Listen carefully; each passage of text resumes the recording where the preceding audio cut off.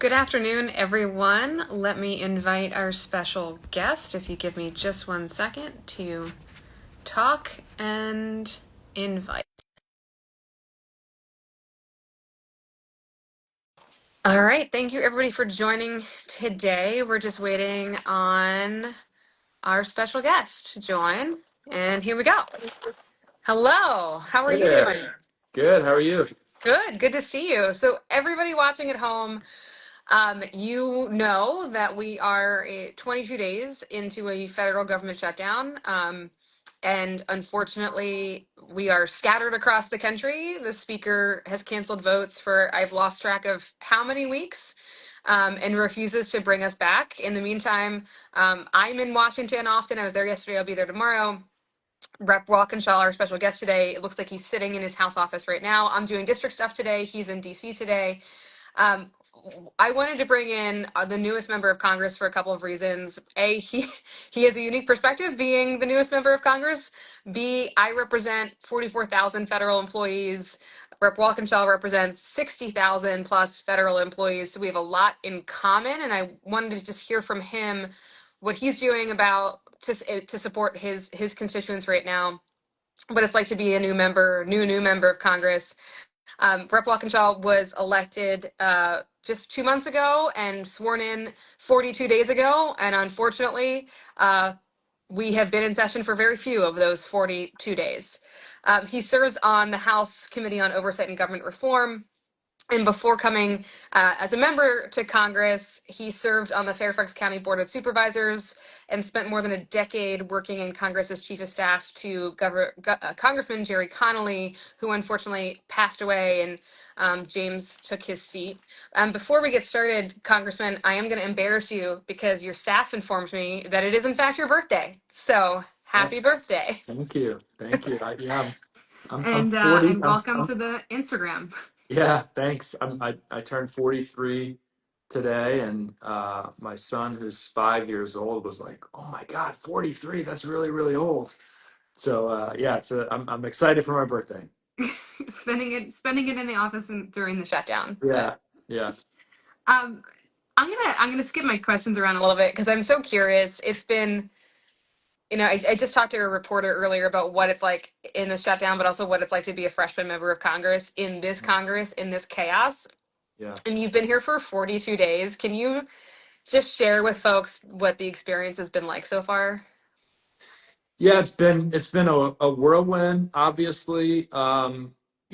Frankly, I knew kind of, but even before my election, I mean, I think we all knew that September 30th, was going to be a really challenging moment, and the prospects for a shutdown were there. So I wasn't entirely surprised by it. I mean, the very one-sided, our way or the highway approach that our Republican colleagues have taken here maybe made it inevitable. But it has been a strange experience. I was sworn in on September 9th. I think we had maybe 2 weeks, 2.5 weeks that we were in session. You mentioned I was appointed to the Oversight Committee. We had one hearing that I was able to participate in, and then we've been in this, I think it's a month and 2 day long recess where the Republicans are not here. They're on vacation, as you said. You and I and other Democrats are here, hoping to be able to negotiate and do our jobs. But we can't do that alone. So it's been a strange experience, but as you know, I mean, it's an incredible honor to be able to represent my community, and the community that I helped supported Congressman Connolly and his work to represent for more than a decade. Unfortunately, I worked through the three previous shutdowns, so some aspects of the shutdown are not new to me. I do think this one is unique for a number of reasons, and uniquely problematic and troubling for a number of reasons. So it's been a whirlwind, a strange experience, and an honor at the same time. all of the things, all of the Yeah, above. yeah, it's kind of everything. Couldn't agree with you more. Can you talk a little bit about it for folks just tuning in? I represent 44,000 federal employees. Congressman Walkinshaw represents about 60,000 federal employees. You know, this region, and you represent Virginia, this region, we have that disproportionate number of federal employees, even though 85% of federal employees are outside of the Right. DMV region. We're still acutely and disproportionately impacted by any, federal government action. Shutdown is one, but I would argue, a lot of the president's actions over the last 10 and a half months, Doge certainly, rifts that were occurring before the shutdown, just general uncertainty and complete disrespect and disregard for the value of federal workers by this White House. But tell me, what are you and your office doing to help support federal workers mid shutdown, but also just under this administration? Yeah, and you've obviously been here throughout this Trump administration, and you've been experiencing and hearing from your constituents about. I mean, I describe it as it's been a 10-month, now almost 11-month long assault on federal workers. And to your point, yes, you and I and others in the DC region represent higher numbers of federal employees, but every member of Congress represents thousands of federal workers. So this assault on our federal workers is an assault on the constituents of all 435 members of the House. And, they've been fired many times illegally, pushed out, driven out, had their service just in really disgusting ways denigrated and attacked by the president and high-ranking members of the administration. So it's been a really tough time for federal workers, and I kind of feel like, and federal workers I represent tell me that they see this, this Trump Republican shutdown as another in that series of assaults and attacks that they've endured, Yeah, right? I'm Uh, hearing the same thing. Yeah. yeah, I think that's kind of how they see it. So, in terms of what we're doing to support them, one, and I do think this is important, even though maybe some will view it as symbolic, but I think, speaking out on their behalf and using every opportunity to point out the nobility of their service to the country. You and I represent a lot of folks who for many years could have been making more money in Yeah. the private sector, Yeah. but chose federal service because they believe in the mission, they believe in serving the country, and that honorable service needs to be recognized. And that's one thing that folks like you and me are in a position to do. So I try not to miss an opportunity to do that tangibly. One, like you, I've been here in Washington, ready to negotiate, ready to sit down and come up with a bipartisan compromise, which is what it will take to reopen the government. And I say to folks like, look, here's the situation.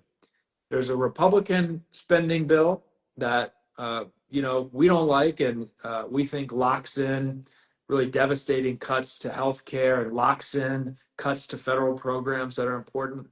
That bill doesn't have 60 votes that it needs in the Senate. Right. There's a Democratic bill that you and I do like that would do a lot of good things, cancel the health care cuts, protect federal employees. I acknowledge that bill doesn't have 60 votes in the Senate. Americans, like in their families and in their businesses, when you have two competing proposals and neither one of them have enough support, what do? You sit down and you try to negotiate and meet in the middle. And right. That's what we're trying to do here. But our Republican colleagues are, on vacation, they're on the golf course or somewhere. I don't know. They're not here to do that. So I'm going to, continue showing up ready to negotiate. And then obviously, and you and your office have done a great job of this, sharing the tangible resources that are out there to support federal workers. And, I was on the Fairfax County Board of Supervisors when this assault on the federal workforce started in January. And, we went to work at the local government level to stand up a resource hub for federal workers. to, stand up job fairs for federal workers and just try to connect them Yeah, with all the resources that are out there. So that's what we're, continuing to try to do. But, federal workers want to be working. They want to be getting their paycheck, yeah. understandably, and they want, their work to be recognized as it should be, as honorable and noble. Absolutely. And I felt like for the last 10 and a half months have been basically doing two things. One, apologizing on behalf of the federal government. Just so many in my community, federal workers are not people who, have relied on federal grants to help their work when it comes to like food distribution Yeah. or community colleges. So one, apologizing, and two, to your point, a simple thank you to our federal workers because they are not hearing that gratitude from the White House, and they're not looking for that gratitude from the White House, but I think they're just looking for a modicum of respect for the work that they do on behalf of the American people. The constituents in my district who work at Social Security in the Baltimore headquarters are supporting Americans across this country, and we don't talk about it enough, I think, on during the shutdown, but I don't know about your office. My office cannot get answers from a whole lot of federal agencies right now on behalf of our constituents. But Yeah. that wasn't new to the shutdown. I mean, we've been boxed out in a lot of places because there's just not enough federal employees to deliver services for the American people that they expect. For folks who've recently joined, I'm so glad to be joined on this Instagram Live with my colleague from Virginia, the newest member of the House of Representatives, uh, James Walkinshaw. He should not be the newest member of the House of Representatives, however. We should have our colleague Adelita Grajava from Arizona in the House. She Yeah. was elected, James, how many days ago? And certified how many days Yeah, ago? more than a month. I think a month. She was elected a month ago. It was the 23rd, so almost a month. Yeah.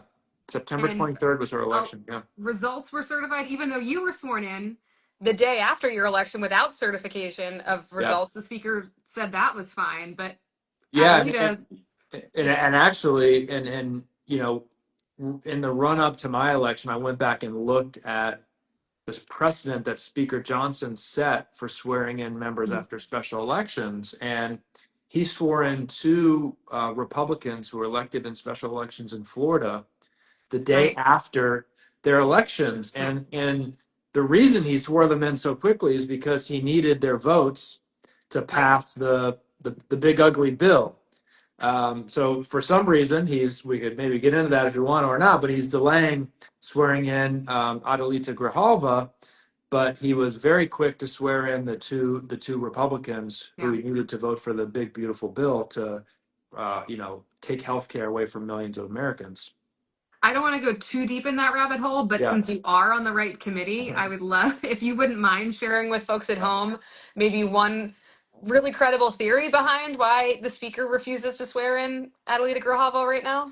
Sure. So there's what's called the discharge petition, which would force a vote on a piece of legislation that would require the Trump administration to release the Epstein files, release the files, of course, with any information about victims or survivors redacted, but release the files so the American people could have full transparency into what happened with Jeffrey Epstein, who might have been, if anyone, involved in the heinous crimes that he and Ghislaine Maxwell committed.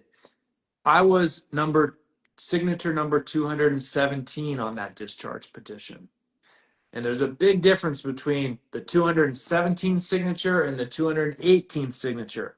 So for those Adelita, watching at home, can you explain that? Because this is one yeah, of the I'll very explain. few tools we have in the Yeah, minority is this yeah. tool right here. So when the 218th member of Congress signs that discharge petition, it means there must be a vote on the floor to release on that legislation to release the files. I think the rules are within 3 days. There has to be a vote, and Grijalva, and she has said she would sign it as well. Mhm. She would be the 218th signature. So Speaker Johnson, it's kind of an astounding thing. I mean, it really is an astounding thing. The House of Representatives has been out of session for more than a month, while much of which the government is shut down because he doesn't want to have to tell Donald Trump that there's going to be a vote on the floor of the House to release the Epstein files. It is a crazy, crazy thing, but I think that's the only logical explanation for the Right. situation we find ourselves in. It doesn't make any sense at all. And I've done a whole Sarah Explains It All on the tools that we have in the minority. They're not much. The Yeah, Constitution and the rules of the House don't give us many tools. yeah, But discharge petition, which means if we get to that magical majority number of yeah. 218, gets us to force a vote on whatever we are discharging, in this case, the Epstein files. So Yeah, thank and you. I'll bring us back to federal workers Please. because that Epstein discharge petition gets all of the attention. But as you know, there are other discharge petitions. And when I was sworn in, I made a point. The first discharge petition I signed was not the Epstein file discharge petition. That was number two. The first was a discharge petition for the legislation that would overturn uh, Donald Trump and the Trump administration stripping collective bargaining Right. rights from federal workers, and that is another one of the Yeah. list of assaults on our federal workforce we've seen from this administration. Absolutely. And quick fun story. We're not allowed to take pictures on the floor, and it's a great rule, and we should never break that rule. But when I was in the midst of signing the Epstein discharge petition, someone tapped me on the shoulder to cut me off, and there's usually a long line of us, and it takes probably 20 minutes to get to the front. And it was Lauren Boebert who wanted to sign the petition, and I was like, sure, cut in line. Yeah, let I'm her up good. there. Go Yeah. ahead, girl. That's fine. So it is bipartisan. So get back to federal workers, because you do a lot of this work on oversight, or rather you will, when the speaker calls us back to session and we can Yeah. start committee work again. Oversight is a really powerful committee, and especially as it relates to injustices, I'm just going to use that word, by this administration. The president has, I don't even have the list of grievances in front of me over the last 10 and a half months, but you mentioned collective bargaining rights that have been in place for certain unions for 60 plus years in our federal workforce. Strip that. The threat of RIFs, or reductions in force, strip that. He's now threatening to not provide back pay to federal workers, even though that is, folks, that is in law, from thanks to our good friend Senator Ben Cardin from Maryland, and the president who signed that bill into law, President Donald Trump, in his first term. So Yeah. this is all to say, like, are any of these threats legal? And if what can we do as members of Congress to fight back? And I can remember when on the eve of the shutdown, Russ Vogt issued. They described it as a memo, but I looked at it, and it was just like an angry screed. It wasn't a memo, but when he released the so-called memo, saying that if there were a shutdown, that the Trump administration would use the shutdown to do, quote, mass firings or mass layoffs. And I mentioned that I lived through the last three shutdowns, so I had spent some time with the Anti-Deficiency Act, which Yeah. which is the law that essentially governs what the administration can and cannot do when there's a lapse in appropriations. And I knew immediately that what he was describing was flatly and patently illegal. Somewhat ironically, it's legally easier for the administration to do RIFs, reductions in force, when the government is open than it Right. is when the government is closed, because all of that legal and administrative work that they have to do to implement a RIF is not, quote, accepted work under the Anti-Deficiency Act. So I had an op-ed on MSNBC.com, and I went out in the media, saying that this is clearly illegal, and others did as well. You were very vocal on it. And I got a little bit of pushback from some people saying, well, the Trump administration is going to break the law anyway, so why are we even saying it? And, my view is, well, yeah, they probably are going to break the law. That doesn't mean we shouldn't call it out. Right. We're still a nation Uh, of law. yeah, that's right. The rule of law still applies here. They're going to violate it, and we're going to push back every time. And lawsuits were filed, and very predictably, I think, we learned last week and again this week those lawsuits have been successful, and a federal judge has, concluded the obvious, that those RIFs were flatly illegal. There will be more legal wrangling to go, but we won a battle in this war to defend the rule of law and defend federal workers. I think that's what we have to keep doing. Absolutely. And I think it's a good time to mention another tool that we have in the minority, which is our ability to sign on to amicus briefs. Now, we cannot, as members of Congress, sue the administration individually on behalf of our constituents as much as I would like to, but we can join amicus briefs that are in support of legal challenges that are already ongoing. And I've lost count, dozens and dozens, and I'm sure you have already in your first couple of weeks here, but that is a tool that we have. I do want to talk about Congressman Walkinshaw. This has been going on for the last 10 months. If you remember back in February, which seems like forever ago, when we saw DOJ summarily fire probationary employees on Valentine's Day. And when I say summarily, like without notice, without 2 week severance, oftentimes they didn't even have access to their termination notices because it was over, I think it was a Friday night, and they didn't have access to their computers. And for folks at home, probationary does not mean they were in trouble. It just means they were so new to government service, so tended to be like younger, that they were on their trial period before they got off probationary, or they were so good at their jobs that they were promoted and had to start that probationary trial period over again. Right. I bring all this up to say that, I think you and I are similar generations. It is his birthday, folks, so remember I think you're a little younger than I am. It's fine. It's fine. For the purposes of this call. Yeah. I am really concerned about the long-term future of the civil service, because it was folks that are your and my age. And listen, people who were fired across the board, but I don't see a world in which the best and brightest young people will want to go into civil service. Sure. Especially in the roles that, like, we need the best and brightest young people. We need it all over. We need scientists. We need public health experts. We need IT experts. We need cybersecurity experts. I am really concerned about how we rebuild after this. And it's not so much a question as like, it's something you and I are gonna have to work on really hard post Trump, post DOJ. How do we get the best and brightest back into the civil service?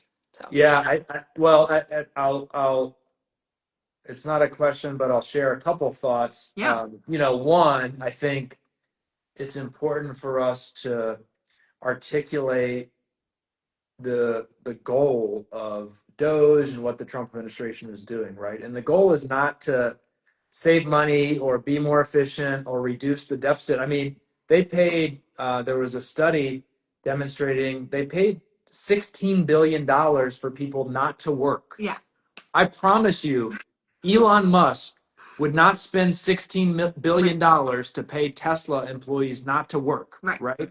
There's nothing. From the early spring, late winter to September 30th, people were just sitting home, not working, not producing for the American people. So you have to have a MAGA worm in your brain to think that's efficiency. It's not. It's not efficiency. But their goal is to destroy the nonpartisan civil service that we have had in this country for 100+ years now. 1883, yeah. Yeah.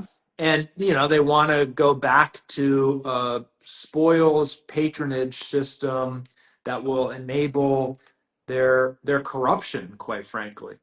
And the challenge that creates, to your point, and, assume for the sake of argument, when Donald Trump's term ends, maybe a Democrat is elected president for the next term, is anyone who's thinking about entering federal service, right, who's a scientist or a cybersecurity expert, do they have to calculate whether their job or program will be completely eliminated every 4 years when there's a president from a different party, right? And obviously everyone understands that an administration can have their priorities and their agenda, and it's the federal government's responsibility to implement that within the law. But Congress has a role in that as well. And what the Trump administration has done is try to completely cut Congress out of it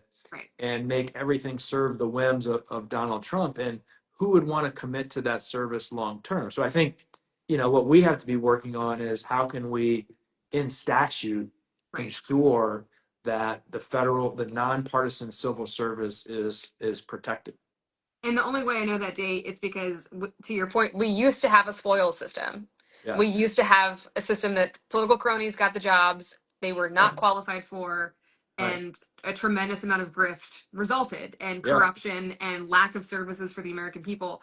We moved past that in correct me, everyone watching, 1883 with the Pendleton Act, and then we got collective bargaining. We kept adding on to these protections to make sure the folks who are in non-political jobs, there's still political jobs, at will jobs in the administrations. We're not saying those can't or do not or should not exist, but what we're saying is the vast, vast majority of civil servants in the federal service should be non-political. And I think the American people want them to be non-political.